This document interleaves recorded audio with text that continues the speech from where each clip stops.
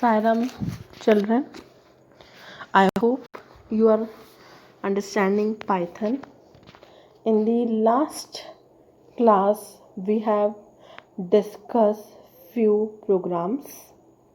Today, let's move little bit forward in Python. Let's see what is there today. So, today we are going to discuss about variable definitions. Now, I think you all know what is variable. Variable are the storage location where we usually store the value. So variable can be alphabet, variable can be any word, variable can be any sentence. Okay. Now, what is the meaning of variable definition? See children, in Python a variable is created when you first assign a value to it. Means if I'm saying that x and I'm not giving any value to x, it means this x value is not created. Okay, let's see how. See here in line 1 print x is written. Before that here nothing is written related to x. We have not given any value to x. Okay, so here at first line it produce error that name x not defined. Okay, let's see in the Python app how. Okay, so this is your Python app. Print write x simply. Okay, now try to execute this. You will get a error, x is not defined, because till now we have not given any value to x, we have not introduced x, so that is why you are getting this error. Okay, so now what we need to do, we have to give some value to x. How? Suppose I am giving x equal to 10. Now print x. Okay, first what you have to do, you have to remove the above one. Okay, so now give x equal to 20, print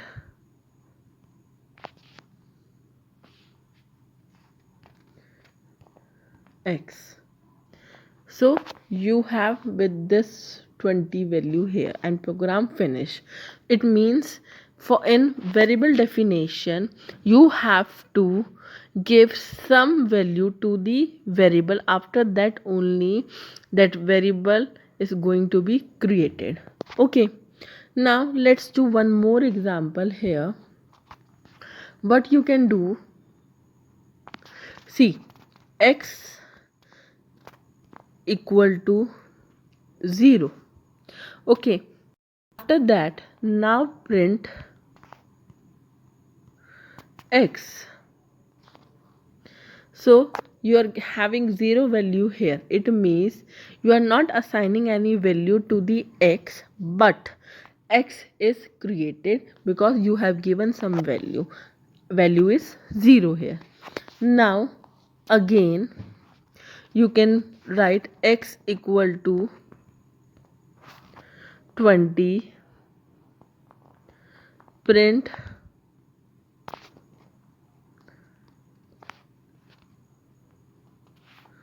x. So now 20 value is here in that x. Okay children, I hope you are getting my point, how we can define a variable. We can define a variable after assigning a value to a variable. Okay, so this is here you are getting error, so I have corrected with that. How I have corrected here, correct code is x equal to 0. Now what is the meaning of this hash? This hash represent here comment. This hash represent here comment. Now what is comment? We are going to discuss about comment also. So right now I'm just giving you a small meaning for that. This hash means you are introducing that x is created now. Okay, so this value is nothing for Python. For Python, this particular line is not present. This line is just for a user to understand what is happening here. So print x, so you will get 0 value here. After that x equal to 20, so print x means you will get 20 value. Okay, let's move to the next slide. Next slide is about dynamic typing. Now in Python, as you have learned, a variable is defined by assigning to it some value. Okay, for instance, after that you get some value on that variable. We can say that variable x is referring to a value of integer type. See, x equal to 10 means x is referring to a value of integer type. Now x is a variable which is storing integer type value. Okay,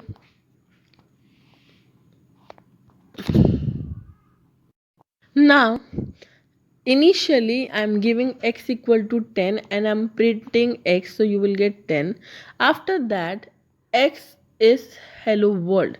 Now here x is assigning by a string value.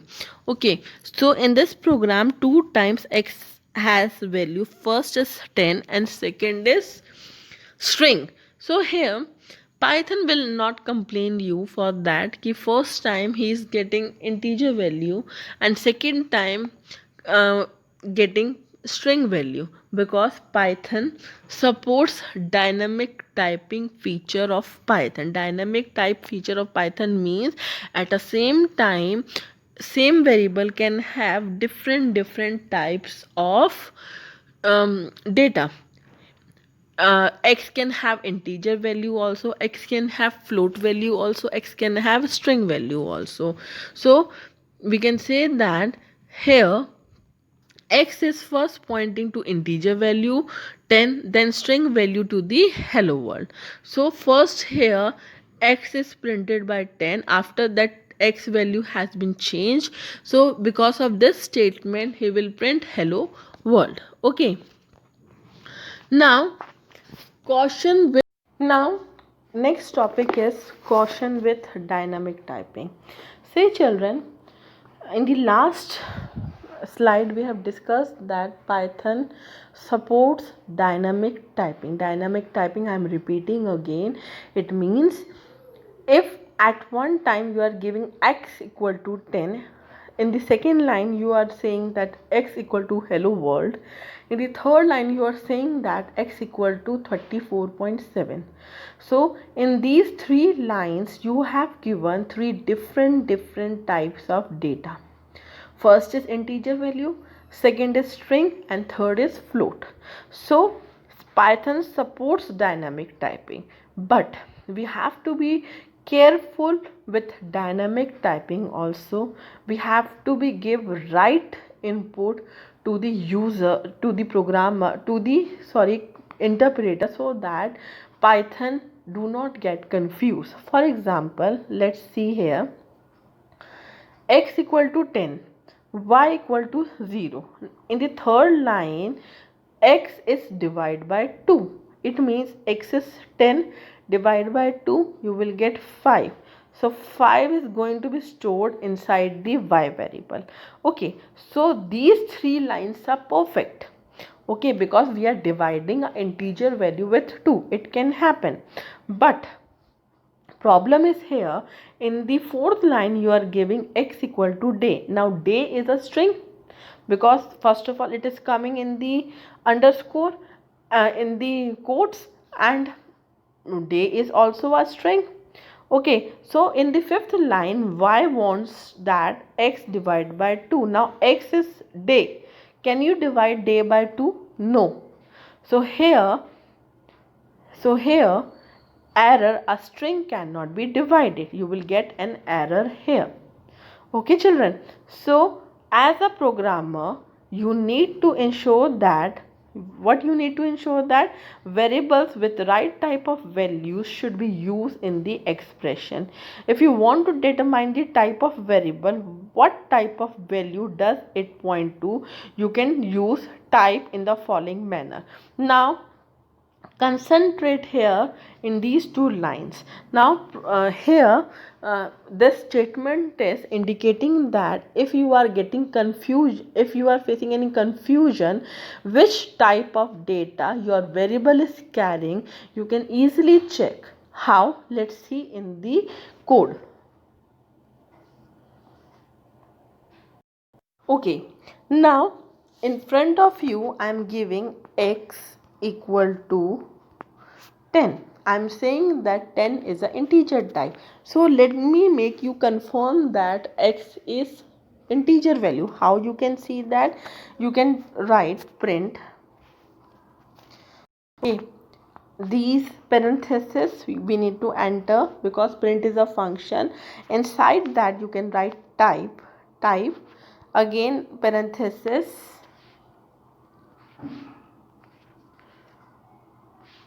which variable type we want to know. X.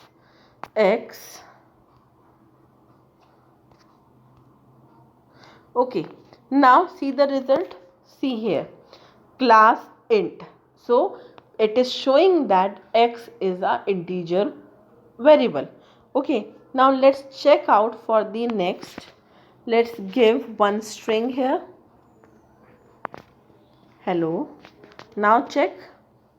So here you are able to see that class is what output you are getting. Class is str. What is the meaning of this? String. It means if we are giving x equal to hello means it is a string.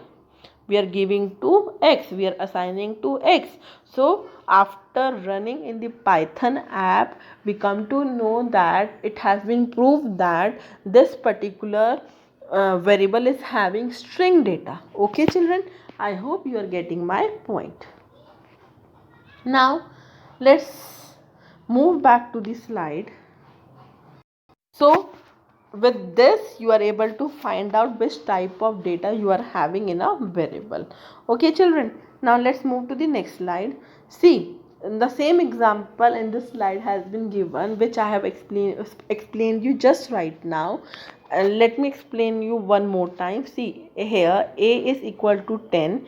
Now here in this we are in this print is not written, you are able to notice that, but because this particular program has been run in the Python 3.0 software, we are using app, so there we need to be write print function. This has been written in the IDLE section of Python.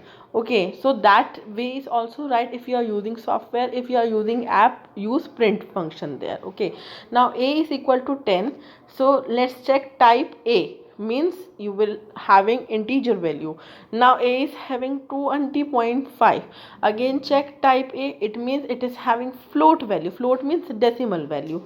A is equal to hello, type a, it is string value. So in this way you can easily check out which kind of data you are having in a variable. Okay, now simple input and output. See, in the previous videos we have discussed about one function, that is print function.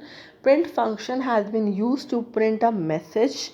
Okay, in the same manner we are having one input function we are having. So how we can use this input function and what is the need of that? See children, previously what we are doing, we are saying that x equal to 10. So what is the meaning of that? X is assigned by 10 value. X is assigned by 10 value, and what we are doing, we are printing x value. What we are doing, we are printing x value. So concentrate here. This is a very important point which I am going to tell you here. X is assigned by 10 value at the compile time. Now what is the meaning of compiling? Compiling means before running the program, x is having value with us. Okay, so we are just writing x equal to 10 and print x. So with before printing x, we know that x value is 10. Now we want value at the runtime. It means at the black screen, you are able to see the black screen, that is the output screen. There computer is going to ask to you enter any value. Suppose here, what is your name? What is your name? Now question, this computer is going to ask you what is your name. In that black screen you will have this kind of message. There you type your name. After that, that name is going to store in name variable. Okay, so this is a way, is how we can give value to a name at the runtime. At the runtime you are providing value to a variable. So initially what we are doing, name equal to sky, sky. Okay, so this is compile time. Before running the program, you are having name equal to sky. Okay, so let me show you in the app. Okay, see children, this particular part here, x is equal to hello, print x. So before I'm pressing this yellow button, we are having x value with us. It means at compile time we are talking about. Okay, now what I'm going to do, I'm going to say that y equal to, I'm using that input function. Input function is used to ask user to enter something at the runtime. So I'm going to write one question, that what is your name? What is your name? Okay, now this message will come in front of you in the black screen. There whatever you write, that automatically store in the y variable. Okay, children. Now after that we need to print that, because if you don't use print function, you are not able to see that message. Print, what we need to print? We need to print y, because in at y that particular name going to be stored. Okay, now run. See, initially x is equal to hello. I have print x, so you are getting hello. Now here interpreter is asking what is your name. Okay, so what you have to do, you have to print any name here. So I am printing Rohit. Okay, now press enter. So Rohit is there because I have used their print y. So this is called usage of input function. I hope you are getting my point. Children, you are getting my point. Try all these things, small things in your software, whatever you are using. Okay, input has a property that it always return a value string type. Now children, input, when we are using input function, it always return value in a string type. What is the meaning of that? It means, right, for example, name, input, enter your name. Now at the black screen, question is one statement is there, enter your name. So that name is going to store in the name variable. Print name, with this line that name is going to be print in front of you. Then in the third line, if you talk about at the third line, age, input, enter your age. Now computer wants to know your age. If you press suppose 16, so question here, compiler is, what compiler is doing, print age plus 1. Now if you are pressing 16 plus 1 means 17, it means it should print 17. So but here computer show an error. Why?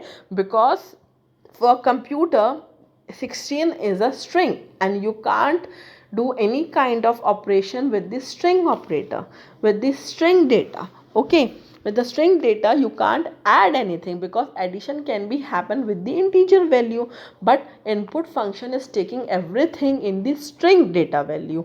Okay, so what you need to do, you have to convert this input data into a int value, into a float value, whatever you require. In that you have to convert. After that you can do addition, you can do multiplication, subtraction, anything whatever you want to do. I hope you are getting my point. Again I am repeating this property. See children, input function has one big property. What big property? That whatever you put input within the input function, you will get into a string data type, into a string data type. Okay, so when you enter your age, suppose you are entering 16, so for computer 16 is not a number, because you have enter with the help of the input function. For computer 16 is a string.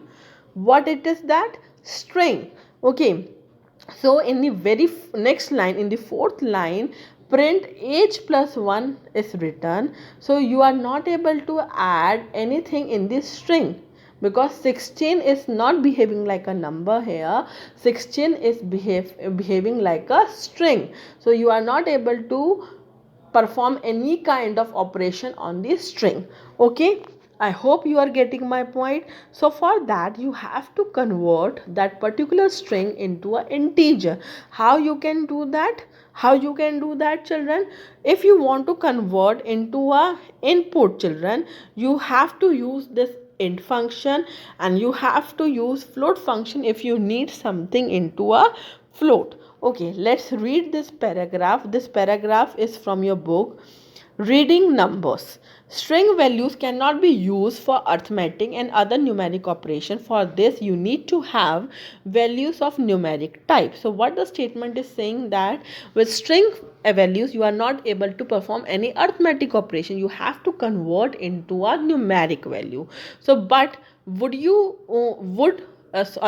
what you would do if you have to read numbers? So when you want number in integer, you want number in float, so what you have to do, you have two functions with you, that is int and float, you can use with the input, so that it can convert into the int and float value. So how basically you can do that? For example, this example just I have explained you. Age is equal to input. What is your age? What is your age? You are typing 16. For 16 is behave like a string here. Okay, so age plus 1, 17, no, is not able to, you will not able to get 17, but concentrate here. Input, what is your age? So you are entering 16, so now age is having 60. So what we are doing, we are using int. So int age means now age is 16, it's going to convert into the integer. After that again age is having 16, so now you will get 17. Okay, now let's check out next example. Marks, input, enter marks. So when you are entering marks is 73.5. So for Python 73.5 is a float is a string value. So you have to convert into a float. How? You need to use float marks. So now this 73.5 convert into the float. After that it going to save in the marks. Then marks plus 1 means 73.5 plus 1 is 74.5. So in this way you can easily convert each and everything inside the int and the float function. Okay, now in the next slide what we are having, you can also combine these two steps in a single step. How? See children, now instead of writing into two different lines, you can write like this also, like marks, then you can write float, then you can write input, enter marks. So here you are asking user to enter something. If you hide this particular float part, it means whatever you are entering in this input function, it's going to store in the marks. So there it behave like a string, but in advance, here it is written that, so whatever you are writing into enter marks, it is going to convert into float. After that it is going to save inside the marks. So how it is going to be print? 73.5. Now 73.5 is a float number for marks. Okay, after that again, what is your age? No, whatever you enter in this, it is in the string form.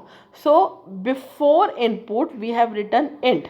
So whatever you type inside this, it first convert into the int. After that it is going to store into the age.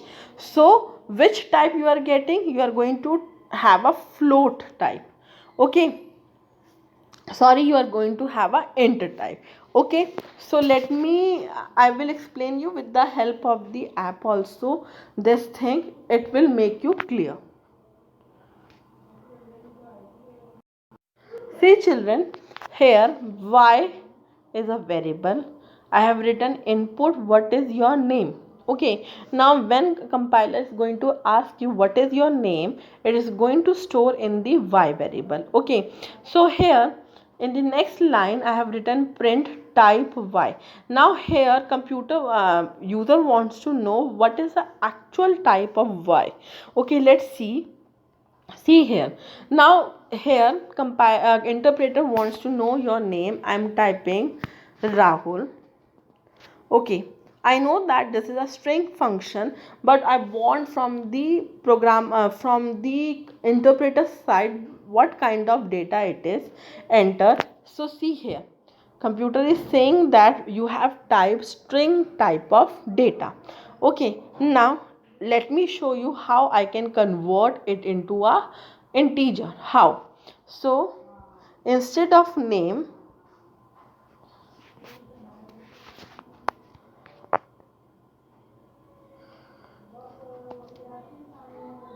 what is your age? Okay, first I will type here what is your age. So I'm going to type a number. So for that, let's see, if I'm saying my age is 6, so what kind of data it is? String type. See, I'm typing here integer number, but your interpreter is saying that it is a string type of data. See, now how I am going to convert it into enter, write y equal to int y. Okay, then again ask to the interpreter what kind of data it is.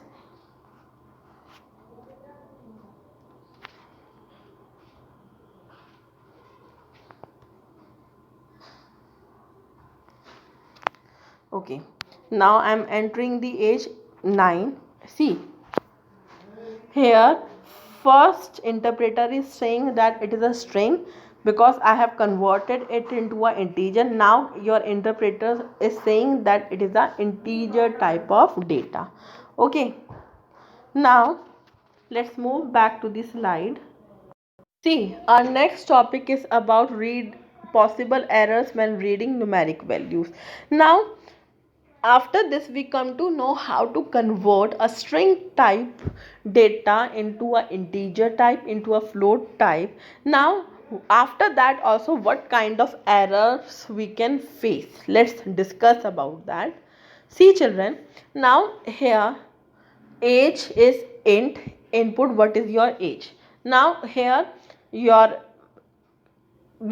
program is asking about your age. Okay, whatever you type, it is going to convert into the integer now. So now programmer is asking what is your age, and you are typing here float type of thing. 17.5 is a decimal number and you are giving float number to integer. So again here you will face an error. If you are going to convert into integer, you have to give only integer value. Don't make the interpreter confused. Okay, so this kind of error also you can face while doing programming. Now let's see next. enter your age. Now again you are asking about your age. It is going to convert into int. After that it is going to save in the age. So what is your age? Now you are writing in spelling 17. So 17 is a string and you want something in the you want convert into a integer number. So again you will face error here. Okay, now let's move to the next. See here, concentrate here, enter marks. Okay, whatever you will enter, it convert into string. After that float is there, string value is going to convert into float. After that it is going to save in the marks variable. So enter marks, you are writing 73%.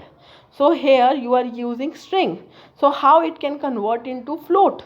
So again here interpreter is going to get confused. So if you are converting anything string to float, string to integer, so before typing any kind of input, think once what kind of data you want. Okay, then marks equal to float, enter input, enter marks. Now your program wants marks. Okay, your program wants marks. You are typing 73, so 73 is a kind of float value, so this is okay for the program. Then again enter marks, you are typing 73 point something. Point something you are not writing, you are using decimal, so it can be converted into float, so this data type is also okay. So this both statements are fine. Okay, now here enter marks and at the end you want float kind of data and you are pressing 73.5.0. so in decimal 2 points never come, so again you are making you are creating confusion for the interpreter, so again you will face this kind of error. So when you are entering any data and you are converting into something, you have to be think twice before giving data to particular variable. Okay children, I have already explained you each and everything with the help of the practical work. So try all these things in your software and have a detailed knowledge about Python. So I am ending this video with this. In the next video we are going to discuss about few programs. Till then, take care of yourself. Thank you.